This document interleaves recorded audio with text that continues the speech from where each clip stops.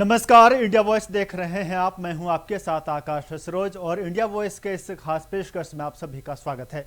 आज के इस खास पेशकश में हम बात करेंगे आईएनएस महेंद्रगिरी की। जी हां, आज का दिन भारत के लिए और भारत की सेना के लिए खास है। आज आंध्र प्रदेश के विशाखापट्टनम में रक्षा मंत्री राजनाथ सिंह की अध्यक्षता में आयोजित एक समारोह में स्वदेशी रूप से निर्मित उन्नत स्टील्थ फ्रिगेट आईएनएस महेंद्रगिरी को अपने पूर्वी बेड़े में शामिल किया। भारत के लिए ये युद्धपोत खास है क्योंकि ये प्रोजेक्ट 17A का छठा युद्धपोत है। इसके शामिल होने से नौसेना में फ्रिगेट्स की संख्या 20 हो जाएगी। फिलहाल नौसेना के लिए 40 से अधिक युद्धपोत निर्माणाधीन है, जिससे भारत की समुद्री ताकत लगातार बढ़ रही है। इसका नाम पूर्वी घाट की महेंद्रगिरी पर्वतमाला के नाम पर रखा गया है, जो कि शक्ति, मजबूती और अटल संकल्प का प्रतीक है। आपको बता दें कि आईएनएस महेंद्रगिरी इस साल का छठा वॉरशिप है जो नेवी में कमीशन हुआ है। इससे पहले इस साल अब तक 5 और वॉरशिप नेवी को मिल चुके हैं। इसी महीने नेवी में एक और शिप कमीशन होना है। साथ ही अगले 2 महीने में नेवी को 4 और भी शिप डिलीवर होंगे। नेवी की माने तो साल 2026 में नेवी में 18 शिप कमीशन होंगे। वहीं जनवरी 2025 से अब तक नेवी को 17 शिप मिल चुके हैं और आईएनएस महेंद्रगिरी 18वां शिप है। तो देखिए, जिस तरीके से आंध्र प्रदेश के विशाखापट्टनम में रक्षा मंत्री राजनाथ सिंह ने जिस तरीके से आईएनएस महेंद्रगिरी को वहां पर कमीशन किया है और जिस तरीके से आईएनएस महेंद्रगिरी का इंतजार जो है वो लंबे समय से हो रही थी और ये आईएनएस महेंद्रगिरी अपने आप में ही काफ़ी खास है। हम तमाम पहलुओं को जानेंगे, हम आपको दिखाएंगे कि इसकी क्या कुछ खासियत है, लेकिन उससे पहले हम सुनेंगे कि रक्षा मंत्री राजनाथ सिंह ने कार्यक्रम के दौरान क्या कुछ कहा है आईएनएस महेंद्रगिरी को लेकर। पर्वत उड़ीसा के सबसे ऊंचे शिखरों में से एक है और हमारे शास्त्रों में ऐसा कहा गया है कि यह पर्वत भगवान परशुराम की तपह स्थली रही है। भगवान परशुराम एक योद्धा के साथ साथ वह एक ऋषि भी रहे हैं। उनमें आक्रामकता थी और शांति भी थी। उनमें युद्ध की वीरता भी है और एक जो तपस्वी का धैर्य होना चाहिए वह भी भगवान परशुराम में तपस्वी का धैर्य भी है। उनके हाथ में भले ही परशु हो यानी फावड़ा हो, पर उनका मन प्रशांत है, शांत है और यह जो बैलेंस है यही हमारी आर्म्ड फोर्सेस का आदर्श है। हमारे पास शक्ति भी है, संयम भी है, हमारे पास पराक्रम भी है और विवेक भी है। आईएनएस महेंद्रगिरी इसी परशुराम भाव को समुद्र के जल पर साकार करेगी, ऐसा मेरा विश्वास है। देवियों और सज्जनों, आज पूरी दुनिया में वारफेयर का स्वरूप आप जानते हैं तेजी से बदल रहा है। हर दिन नई नई टेक्नोलॉजी सामने आ रही है, जहां ऑटोनमस अंडर वाटर व्हीकल्स बनेंगे, टारपीडोज बनेंगे, under water counter measure system बनेंगे, यानी वे वेपन सिस्टम जो कभी हम विदेशों से इंपोर्ट करते थे अब हमारे अपने वायुजक के पास बनेंगे। देवियों और सज्जनों, और मैंने उस समय कुर्नूल में 8 ड्रोन कंपनीज के एक कंसोर्शियम द्वारा एक ड्रोन सिटी की स्थापना की भी बात की थी। जैसे हम लोग सूरत को डायमंड सिटी कहते हैं, बेंगलुरु को देश की सिलिकॉन वैली कहते हैं, वैसे ही एक दिन मैं मानता हूं कि यह क्षेत्र देश का ड्रोन हब के रूप में जाना जाएगा। देवियों और सज्जनों, आप संयोग देखिए, आकाश में अमका, समुद्र की गहराई में बीडीएल के नेवल सिस्टम्स, अनमैन्ड डोमेन में कुर्नूल के ड्रोन और आज समुद्र की सतह पर आईएनएस महेंद्रगिरी।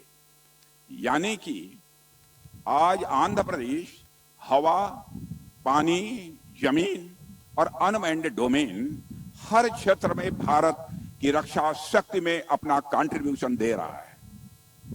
मैं इसके लिए आंध्र प्रदेश सरकार को और यहां की जनता को अपनी तरफ से हार्दिक बधाई देता हूं। वैसे भी आज के समय में पूरी दुनिया की निगाहें इंडो पैसिफिक रीजन पर है और इस क्षेत्र में भारत की भूमिका बहुत ही महत्वपूर्ण है। हमारे प्रधानमंत्री जी ने इसके लिए एक विजन दिया है, Mahasagar, mutual and holistic advancement for security and growth across region. हम इस रीजन में सबके लिए सुरक्षा और विकास चाहते हैं। भारत इस पूरे इंडो पैसिफिक रीजन में एक नेट सिक्योरिटी प्रोवाइडर के रूप में एक भरोसेमंद साथी के रूप में उभरा है। देवी और सज्जनों, हमारी नेवी ने बार बार यह साबित किया है कि हम वास्तव में इस पूरे इंडो पैसिफिक रीजन के सबसे भरोसेमंद साथी हैं। चाहे किसी प्राकृतिक आपदा में एसएडीआर ऑपरेशंस करना हो, चाहे समुद्री लुटेरों और एंटी पायरेसी के विरुद्ध कोई कार्रवाई करनी हो, चाहे संकटग्रस्त देशों से अपने और मित्र देशों के नागरिकों को सुरक्षित निकालना हो, हमारी नेवी फर्स्ट रेस्पॉन्डर और प्रीफर्ड सिक्योरिटी पार्टनर दोनों रही है। तो देखिए, आंध्र प्रदेश के विशाखापट्टनम में आज आईएनएस महेंद्रगिरी को कमीशन किया गया और इस दौरान वहां पर रक्षा मंत्री राजनाथ सिंह मौजूद थे और आपने अभी राजनाथ सिंह को सुना। चलिए आपको हम ग्राफिक्स के माध्यम से बताते हैं कि भारत का जो नया बाहुबली है आईएनएस महेंद्रगिरी की क्या कुछ खासियत है। देखिए, सबसे पहले अत्याधुनिक स्टेल्थ तकनीक का इस्तेमाल किया गया है, जिसमें विशेष स्टील और डिजाइन का उपयोग, जो कि रडार सिग्नेचर बहुत कम करने का काम करेगी। इसके साथ ही दुश्मन के रडार के पकड़ से काफी हद तक ये सुरक्षित रहेगी। साथ ही आपको बता दें कि उत्कृष्ट रडार और सेंसर आधुनिक इलेक्ट्रॉनिक वॉरफेयर सिस्टम से ये संचालित होगा। इसके साथ ही इंटीग्रेटेड कॉम्बैट मैनेजमेंट सिस्टम से ये संचालित होगा। साथ ही इसकी बहुत सबसे बड़ी जो खासियत है वो है घातक मारक क्षमता। देखिए, आपको बता दें कि उन्नत पनडुब्बी रोधी हथियारों से ये जो जहाज है ये लैस है। साथ ही हवा, समुद्री सतह और पानी के भीतर लड़ने में ये आईएनएस महेंद्रगिरी सक्षम है। ये इसकी सबसे बड़ी खासियत है कि हवा में भी, समुद्री सतह और पानी के भीतर भी लड़ने में ये आईएनएस महेंद्रगिरी सक्षम है। इसके अलावा युद्ध के साथ साथ बचाव अभियानों में भी ये आईएनएस महेंद्रगिरी मददगार साबित होगा। देखिए, जिस तरीके से कई तरह के हमले होते हैं जहां पर नेवी को बचना होता है, और इस आईएनएस महेंद्रगिरी की सबसे बड़ी खासियत ये भी है कि युद्ध के अलावा ये बचाव अभियानों में भी ये आईएनएस महेंद्रगिरी मददगार साबित होगा। तो देखिए, जिस तरीके से आंध्र प्रदेश के विशाखापट्टनम में राजनाथ सिंह ने कमीशन किया है आईएनएस महेंद्रगिरी को, और ऐसा नहीं है कि सिर्फ आईएनएस महेंद्रगिरी ही है, इससे पहले भी कई तरह के वॉरशिप हैं जो कमीशन हो चुके हैं, जो कि भारत की समुद्री ताकत को और भी बढ़ाने का काम कर रही है। तो देखिए, हमारे साथ डिफेंस एक्सपर्ट जुड़ेंगे, गौरव वत्स हमारे साथ जुड़े हैं। आपका बहुत बहुत स्वागत है सर इंडिया वॉइस में। नमस्कार सर। देखिए, जिस तरीके से आज भारत के लिए आज का दिन काफी खास है, खास करके भारतीय सेना के लिए काफी खास है, जिस तरीके से आईएनएस महेंद्रगिरी को आज कमीशन किया गया है। सर, हम इस पर विश्लेषणात्मक अध्ययन करेंगे, आपको लेकर जानेंगे, लेकिन इससे सबसे पहले हम जानना चाहेंगे कि आईएनएस जो महेंद्रगिरी है, इसकी सबसे बड़ी खासियत क्या है? देखिए, ये एक indigenous precision based mobile, basically precision based targeted submarine आप कह सकते हैं इसको। सो ये इस तरीके का वेसल है जो कि ओवर द सी भी अटैक कर सकता है, बिलो द सी भी अटैक कर सकता है, लैंड, एयर, हर तरीके से के अटैक को सक्षम तरीके से मिसाइल गाइडेड ऑपरेशंस हैं इसमें, जो कि एआई बेस्ड ऑपरेशंस से इसकी प्रिसीजन नेक्स्ट लेवल है। सो अभी ये आपको मैं ये बता सकता हूँ कि समंदर का एक ऐसा युद्ध पोत है कि अब जो एनिमी देश है ना, उसको बेसिकली डरने की जरूरत है। सो अभी उन सबके जो ड्रीम्स थे अटैक करने के पानी से, वो खत्म हो जाएंगे। सर, हम ये जानना चाहेंगे कि जिस तरीके से भारत में लगातार नेवी शिप को उतारा जा रहा है और जिस तरीके से समुद्री रक्षा को लेकर सरकार की तरफ से प्राथमिकता दी जा रही है, क्या लगता है आगे किस तरीके से भारत समुद्री क्षेत्र में मजबूत होने वाला है भारत? देखिए, ये ना भारत की जो नेवी की स्थिति है ना आज की डेट में वैसे ही बहुत स्ट्रांग है, बट अभी आपने एक न्यूज सुनी होगी जिसके अंदर चाइना ने पाकिस्तान को कुछ युद्ध पोत दिए हैं, जो कि उन्होंने हम लोगों को टारगेट करने के लिए हो सकता है यूज हो। सो इंडिया का ये स्ट्रेटेजी जो इस मूवमेंट के ऊपर लॉन्च करने का एक बहुत बड़ा डिसीजन लिया गया है सरकार की तरफ से, और सरकार इस डिसीजन से ये शो कर रही है कि हम कहीं पर किसी भी तरीके से पीछे नहीं है। हम India is a strong, in fact strongest country to take any attack. तो सर, क्या हम ये समझें कि आने वाले दिनों में, जैसा कि भारत को अभी दूसरा सबसे बड़ा सैन्य शक्ति माना जाता है, तो क्या आने वाले दिनों में ये चाइना को भी पछाड़ने वाला है भारत सैन्य शक्ति में? बिल्कुल, मैं आपको सिर्फ इतनी ही क्योंकि सारी इंफॉर्मेशन तो कॉन्फिडेंशियल हम लोग रखते हैं, बट इतनी ही इंफॉर्मेशन दूंगा, हम्म। ये आने वाले टाइम में ना भारत चाइना से कहीं भी पीछे नहीं रहने वाला, क्योंकि हम कुछ ऐसी टेक्नोलॉजी डेवलप कर रहे हैं जिससे चाइना, यूएस जैसी बड़ी बड़ी कंट्रीज को भी आने वाले टाइम में बहुत प्रॉब्लम होने वाली है। जी। सर अगर हम देखें, अगर पहलगाम हमले की बात करें तो पहलगाम हमले से पहले की जो स्थिति थी इस तरह की नहीं थी। उसके बाद पहलगाम हमले के बाद की जो स्थिति देखी जा रही है, लगातार रक्षा बजट को भी बढ़ाया गया। जैसा कभी बजट सत्र में हमने देखा कि रक्षा बजट को काफी पैसे मिले। तो क्या लगता है पहलगाम का भी असर देखने को मिला है रक्षा बजट में? नहीं, देखिए पहलगाम ना, मेरा मानना यह है, पहलगाम तो एक सिर्फ एक तरीके का अटैक था जो कि गलत तरीके से करा गया। दुश्मन देश ने उस चीज का कहीं पर किसी इंफॉर्मेशन का फायदा उठाया। बट मैं आपको ये कहूंगा, इंडिया जो अपने डिफेंस को इतना स्ट्रॉन्ग कर रहा है, so India has its own strategy. So India आज की डेट में ना तीनों जगह, अगर आपने देखा हो, जो जैसे पिछले 3-4 साल पहले चीफ ऑफ आर्मी स्टाफ तीनों डिफेंस यूनिट्स को कंबाइन कर दिया गया उनके, ताकि आपस में जो लाइजन है, लिंक है, वो ऐसा बना रहे कि सब सिंक्ड हो। अगर किसी भी तरीके का अटैक होता है या हमारे को किसी भी तरीके का अटैक दुश्मन देश पे करना होता है, so all will go in one, hand in hand. Sir देखिए, जिस तरीके से भारतीय सेना के बारे में कहा जाता है कि भारतीय सेना भारतीयों को बचाने के लिए, जिस तरीके से पाकिस्तानी सेना अटैक करती है इस तरह से भारतीय सेना नहीं करती। तो जिस तरीके से भारतीय सेना मजबूत हो रही है, क्या लगता है आने वाले दिनों में किस तरह का दृश्य देखने को मिलेगा? आकाश जी, मैं आपको सिर्फ ये बता सकता हूँ, भारतीय सेना आज की डेट में भी अगर हम देखें तो हर तरीके से सक्षम है किसी भी तरीके के ऑपरेशंस को एग्जीक्यूट करने के लिए, किसी भी तरीके का डिफेंस के लिए, किसी भी तरीके का अगर हम लोग अटैक सोचे, हम उसको बिल्कुल निस्ता नाबूद कर सकते हैं। आज भी हम सक्षम है, और आने वाले टाइम में आप देखेंगे जो नेक्स्ट जनरेशन, 5th जनरेशन चीजें आएंगी, वो बहुत ही भयानक चीजें बन रही हैं भारत में, जिससे दुश्मन देश को डरने की सच में जरूरत पड़ेगी। सर एक और बात है, जिस तरीके से भारतीय सेना की तरफ से कहा गया था, नेवी की तरफ से कहा गया था कि वर्ष 2026 में और भी नेवी शिप आने वाली है, इसके बारे में आपको क्या कुछ जानकारी है सर आपके पास? देखिए, ये इन्फॉर्मेशन मैं आपको अभी तो नहीं दे पाऊंगा क्योंकि ये कॉन्फिडेंशियल इन्फॉर्मेशन है, बट बहुत ही जल्दी कुछ और नेवी शिप्स आ रही हैं। मैं सिर्फ इतना ही बता सकता हूँ। तो अगर सर आईएनएस महेंद्रगिरी की बात करें तो जिस तरीके से कहा जा रहा है कि इसकी जो सबसे बड़ी खासियत है वो समुद्री सतह पर भी लड़ सकती है, हवा में भी लड़ सकती है और समुद्र के अंदर भी लड़ सकती है। तो सर समुद्र के अंदर के बारे में आपको क्या कुछ जानकारी है इसके बारे में? समुद्र के अंदर किस तरीके से लड़ेगी आईएनएस महेंद्रगिरी? मैं आपने जो शब्द यूज करे ना कि इसकी सबसे बड़ी खासियत ये तो है ही है खासियत कि ये समुद्र के अंदर भी सरफेस अटैक भी कर सकती है, एयर अटैक भी कर सकती है और प्रिसीजन बेस अटैक भी करती है।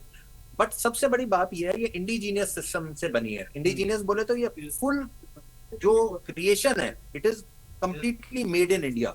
So that is the most important thing कि इंडिया ने बिना किसी कंट्री की सहायता लिए हुए इस आईएनएस महेंद्रगिरी को प्रस्तुत किया है, और इससे हर तरीके के देश को, चाहे वो हमारा दुश्मन देश हो, चाहे सपोर्टिव सिस्टम देश हो, हाँ, या फ्रेंडली देश हो, उन सबको ये मैसेज मिलता है दैट इंडिया आज की डेट में हर तरीके से सक्षम है किसी भी तरीके का मैन्युफैक्चरिंग से लेके एग्जीक्यूशन तक करने में। जी। अगर सर भारतीय सेना को अमेरिकी सेना से अगर तुलना करें तो दोनों में किस तरह का अंतर देखने को मिलता है, भारतीय सेना और अमेरिकी सेना में? क्योंकि अगर आप इंडिया एज एन कंट्री बात करेंगे तो मैं इसको कंपेयर नहीं करना चाहूंगा, because India is more of a सब कॉन्टिनेंट जहां पर तीनों तरफ, it is not like a country, so it is a सब कॉन्टिनेंट जहां तीनों तरफ हम लोगों को समंदर, सो हमारे को, क्योंकि हमारे 3 तरफ समंदर है, तो हमारे को अपनी नेवी की कैपेबिलिटीज को बढ़ाना था, जो पिछले कुछ टाइम से अंडर प्रोसेस चल रही थी, और जो आज हम लोग देख रहे हैं कि उसी का मतलब रिजल्ट है।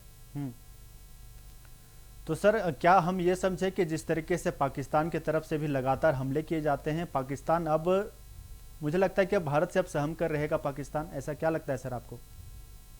बिल्कुल, पाकिस्तान को इस समय, मतलब आज मैं तो यही कहूंगा कि जैसे पाकिस्तान पिछले 1 हफ्ते 10 दिन से खुश हो रहा होगा, सो आज पाकिस्तान को एक संदेश मिल गया होगा, सॉफ्ट संदेश मिल गया होगा कि भारत कहीं पर भी पीछे नहीं रहने वाला। सो उसको जो वो ड्रीम था, उसका शॉर्ट टर्म ड्रीम रहा और उसका एंड हो गया वो शॉर्ट टर्म ड्रीम आज।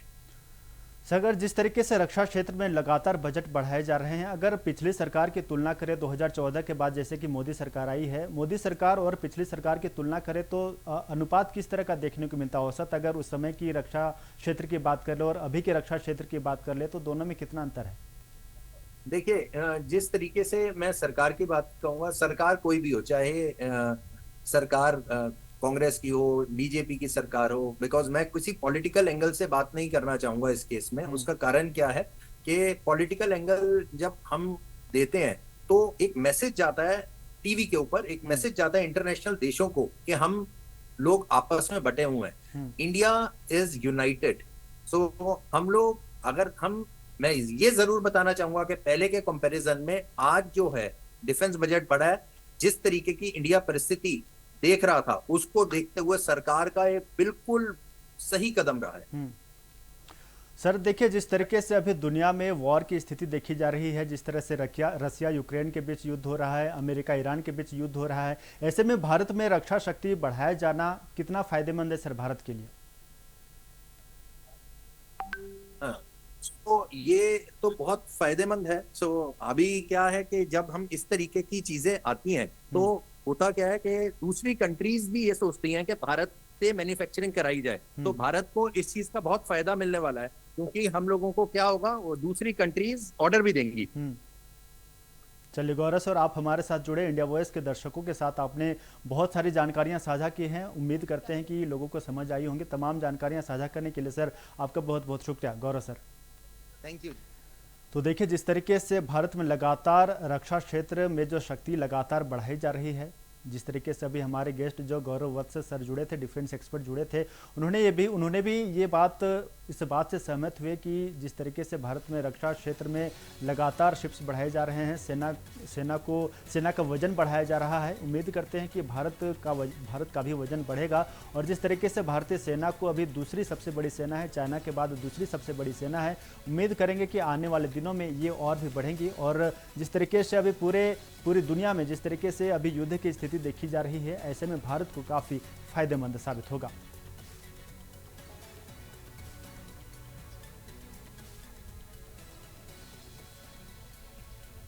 तो देखिए, जिस तरीके से आईएनएस महेंद्रगिरी का आज कमीशन हुआ है, उसमें कई तरह की खासियतें भी हैं। इसमें अत्याधुनिक स्टेल्थ तकनीक का इस्तेमाल किया गया है, जो कि दुश्मन के रडार की पकड़ से काफ़ी हद तक ये सुरक्षित रहेगा। तो देखिए, जिस तरीके से वॉर की स्थिति है, ऐसे में आईएनएस महेंद्रगिरी काफ़ी फायदेमंद साबित होगा। उत्कृष्ट रडार और सेंसर यानी कि आधुनिक इलेक्ट्रॉनिक वारफेयर सिस्टम से ये संचालित होगा। इसके साथ ही इंटीग्रेटेड कॉम्बैट मैनेजमेंट सिस्टम से ये आईएनएस महेंद्रगिरी संचालित होगा। और इसके साथ ही उन्नत पनडुब्बी रोधी हथियारों से ये आईएनएस महेंद्रगिरी लैस है, जो कि घातक मारक क्षमता को बढ़ाने का काम करेगी। इसके साथ ही सबसे बड़ी खासियत यह है कि हवा, समुद्री सतह और पानी के भीतर लड़ने में ये आईएनएस महेंद्रगिरी सक्षम होगा।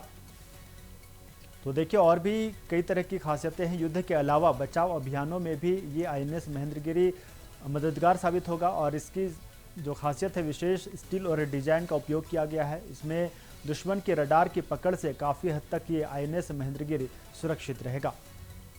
तो इसमें कई तरह की खासियतें भी हैं। उत्कृष्ट रडार और सेंसर हैं। आधुनिक इलेक्ट्रॉनिक वॉरफेयर सिस्टम से ये संचालित होगा। और इसके साथ ही इंटीग्रेटेड कॉम्बैट मैनेजमेंट सिस्टम से ये आईएनएस महेंद्रगिरी संचालित होगा।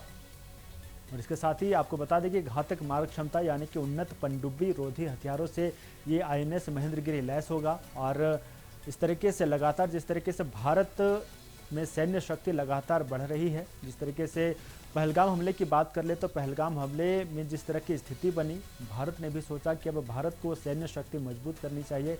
ऐसे में अब रक्षा का जो बजट था भारत का बढ़ाया गया। और ऐसे में तमाम तरह के नेवी शिप्स बनाए जा रहे हैं। अभी कई तरह के अभी निर्माणाधीन हैं, जो कि आने वाले दिनों में आपके सामने आएगा, हम आपको दिखाएंगे। और जिस तरीके से आज आंध्र प्रदेश के विशाखापट्टनम में आईएनएस महेंद्रगिरी को उतारा गया है, उसका कमीशन किया गया है। और इस मौके पर रक्षा मंत्री राजनाथ सिंह भी वहाँ पर मौजूद थे, जिन्होंने आईएनएस महेंद्रगिरी के बारे में काफ़ी कसीदे भी पढ़ी हैं। उन्होंने कहा कि आईएनएस महेंद्रगिरी भारत के विकास के लिए और रक्षा क्षेत्र के विकास में मील का पत्थर साबित होगा। तो देखिए, इस आईएनएस महेंद्रगिरी की भी कई तरह की खासियतें हैं। युद्ध के अलावा ये बचाव अभियानों में भी ये आईएनएस महेंद्रगिरी मददगार साबित होगा।